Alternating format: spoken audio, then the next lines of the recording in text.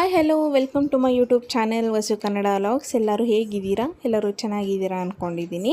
ಇವತ್ತು ಬಂದು ನಾನು ಮೆಣಸು ರಸ ಹೇಗೆ ಮಾಡೋದು ಅಂತ ತೋರಿಸ್ತಾ ಇದ್ದೀನಿ. ಸಿಂಪಲ್ ಆ್ಯಂಡ್ ಈಸಿ, ತುಂಬ ಚೆನ್ನಾಗಿರುತ್ತೆ. ಹಾಗೆ ವಿತಿನ್ 5 ಮಿನಿಟ್ಸಲ್ಲಿ ಇದನ್ನು ಪ್ರಿಪೇರ್ ಮಾಡ್ಕೋಬೋದು. ಈಗ ಇದಕ್ಕೆ ಬೇಕಾಗಿರೋ ಇಂಗ್ರೀಡಿಯೆಂಟ್ಸು: ಸ್ವಲ್ಪ ಕೊತ್ತಂಬರಿ ಸೊಪ್ಪು, ಕರಿಬೇವು, ಒಣಮೆಣಸಿನ್ಕಾಯಿ, ಪೆಪ್ಪರು, ಜೀರಿಗೆ, ಸ್ವಲ್ಪ ಒಂದು ಗಡ್ಡೆ ಅಷ್ಟು ಬೆಳ್ಳುಳ್ಳಿ ತೊಗೊಂಡಿದ್ದೀನಿ. ಹಾಗೆ ರುಚಿಗೆ ತಕ್ಕಷ್ಟು ಉಪ್ಪು, ಒಗ್ಗರಣೆಗೆ ಎಣ್ಣೆ ತೊಗೊಂಡಿದ್ದೀನಿ. ಹಿಂಗು ತೊಗೊಂಡಿದ್ದೀನಿ ನಾನು. ರಸಮ್ಗೆಲ್ಲ ಹಿಂಗೆ ಹಾಕಿದ್ರೆ ತುಂಬ ಚೆನ್ನಾಗಿರುತ್ತೆ. ಹಾಗೆ ಒಂದು ನಿಂಬೆಹಣ್ಣು ಗಾತ್ರದಷ್ಟು ಹುಣಸೆಹಣ್ಣು ನೆನೆಸ್ಕೊಂಡು ಇಟ್ಕೊಂಡಿದ್ದೀನಿ ಫಸ್ಟೇ. ಈಗ ಹೇಗೆ ಮಾಡೋದು ಅಂತ ನೋಡೋಣ ಬನ್ನಿ. ಈ ಕಡೆ ರೈಸ್ ಇಕ್ಕಿದ್ದೀನಿ, ರೈಸ್ ರೆಡಿ ಆಗ್ತಾಯಿದೆ. ಈಗ ಫಸ್ಟು ನಾವು ಸ್ಮ್ಯಾಶ್ ಮಾಡ್ಕೋಬೇಕು. ಪೆಪ್ಪರು, ಜೀರಿಗೆ ಮತ್ತು ಬೆಳ್ಳುಳ್ಳಿನ ಚೆನ್ನಾಗಿ ಸ್ಮ್ಯಾಶ್ ಮಾಡ್ಕೋಬೇಕು. ಈಗ ಕುಟಾಣಿ ತಗೊಂಡಿದ್ದೀನಿ. ಅದನ್ನು ಫಸ್ಟು ಪೆಪ್ಪರ್ ಹಾಕ್ಕೊಂಡು ಚೆನ್ನಾಗಿ ಕುಟ್ಕೋಬೇಕು. ಎಲ್ಲ ಒಂದೇ ಸರಿ ಆಗಿಬಿಟ್ರೆ ಅದು ಚೆನ್ನಾಗಿ ಇದಾಗಲ್ಲ. ಸೊ ಒಂದೊಂದೇ ಹಾಕ್ಕೊಂಡು ಎಲ್ಲ ಸಪ್ರೇಟಾಗಿ ಕುಟ್ಕೊಳ್ಳಿ. ಈಗ ಫಸ್ಟು ಪೆಪ್ಪರ್ ಹಾಕಿ ಕುಟ್ಕೊತಾ ಇದ್ದೀನಿ ನೋಡಿ.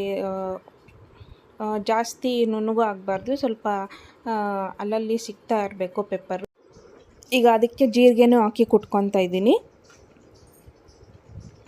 ಹಾಗೆ ಅದು ಕುಟ್ಕೊಂಡಾದಮೇಲೆ ಈಗ ಬೆಳ್ಳುಳ್ಳಿನೇ ಆ್ಯಡ್ ಮಾಡ್ಕೊತಾ ಇದ್ದೀನಿ.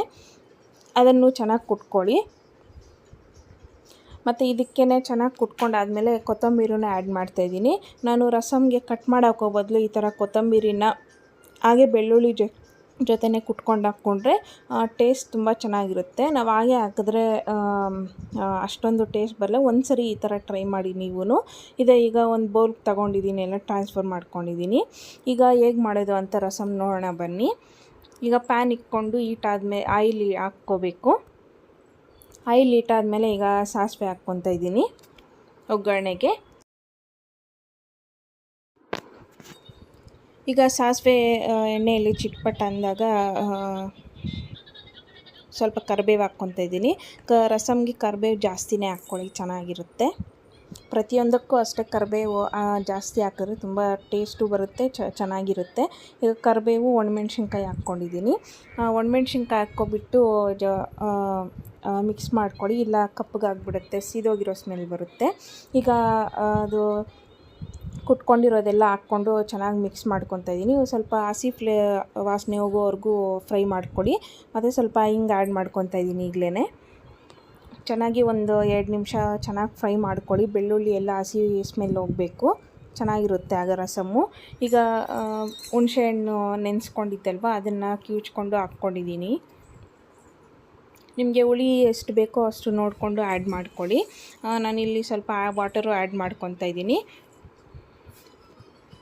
ನಿಮಗೆ ಹುಳಿ ಜಾಸ್ತಿ ಬೇಕು ಅಂದರೆ ನಿಮಗೆ ಎಷ್ಟು ಬೇಕೋ ಅಷ್ಟು ವಾಟರ್ ಆ್ಯಡ್ ಮಾಡ್ಕೊಳ್ಳಿ ನೋಡಿಕೊಂಡು.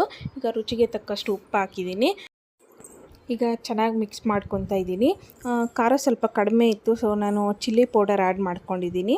ನಿಮಗೆ ಖಾರ ಜಾಸ್ತಿ ಇರಬೇಕು ಅಂದರೆ ಚಿಲ್ಲಿ ಪೌಡರ್ ಆ್ಯಡ್ ಮಾಡ್ಕೊಳ್ಳಿ, ಇಲ್ಲ ಒಣಮೆಣ್ಸಿನ್ಕಾಯಿ ಇನ್ನೊಂದೆರಡು ಜಾಸ್ತಿ ತಗೊಂಡು ಹಾಕ್ಕೊಳ್ಳಿ. ಚಿಲ್ಲಿ ಪೌಡರ್ ಹಾಕಿದ್ರೂ ರಸಮ್ ಚೆನ್ನಾಗಿರುತ್ತೆ. 1-2 ಟೇಬಲ್ ಸ್ಪೂನು ಚಿಲ್ಲಿ ಪೌಡ್ರ್ ಹಾಕ್ತಾಯಿದ್ದೀನಿ, ಸ್ಪೈಸಿಯಾಗಿರಬೇಕು ಅಂತ. ಈಗ ಒಂದು ಮಿಕ್ಸ್ ಮಾಡಿಕೊಂಡು ಚೆನ್ನಾಗಿ ಒಂದು 5 ನಿಮಿಷ ಕುದಿಸ್ಕೊಂಡ್ರೆ ರಸಮ್ ರೆಡಿ ಆಗುತ್ತೆ. ಈಗ ಲಿಡ್ ಕ್ಲೋಸ್ ಮಾಡ್ತಾಯಿದ್ದೀನಿ. ಲಿಡ್ ಕ್ಲೋಸ್ ಮಾಡಿ ಒಂದು 5 ಮಿನಿಟ್ಸ್ ಇಲ್ಲ 10 ಮಿನಿಟ್ಸ್ ಚೆನ್ನಾಗಿ ಕುದಿಬೇಕು ರಸಮ್ಮು. ಆವಾಗ ಟೇಸ್ಟ್ ಚೆನ್ನಾಗಿರುತ್ತೆ. ನೋಡಿ, ಚೆನ್ನಾಗಿ ಕುದೀತಾ ಇದೆ ರಸಮ್ಮು. ಈಗ ಉಪ್ಪು ಖಾರ ಎಲ್ಲ ಸರೋಗಿದೆಯಾ ಅಂತ ಒಂದ್ಸರಿ ಚೆಕ್ ಮಾಡ್ಕೊಳ್ಳಿ. ನೋಡಿದ್ರಲ್ಲ, ಎಷ್ಟೋ ಸಿಂಪಲ್ಲಾಗಿ ರಸಮ್ ಮಾಡೋದನ್ನು ತೋರಿಸ್ಕೊಟ್ಟಿದ್ದೀನಿ. ನಿಮ್ಮ ಮನೇಲಿ ಒಂದ್ಸಲಿ ಟ್ರೈ ಮಾಡಿ ಹೇಗೆ ಬಂತು ಅಂತ ಕಮೆಂಟ್ ಮಾಡಿ. ಈ ವಿಡಿಯೋ ಏನಾದರೂ ಇಷ್ಟ ಆದರೆ ಲೈಕ್ ಮಾಡಿ, ಶೇರ್ ಮಾಡಿ, ಸಬ್ಸ್ಕ್ರೈಬ್ ಮಾಡೋದನ್ನು ಮರಿಬೇಡಿ. ಇದೇ ಥರ ಮತ್ತೊಂದು ರೆಸಿಪಿ ಜೊತೆ ಮತ್ತೊಂದು ವಿಡಿಯೋಲಿ ಸಿಗ್ತೀನಿ. ಅಲ್ಲಿವರೆಗೂ ಧನ್ಯವಾದಗಳು.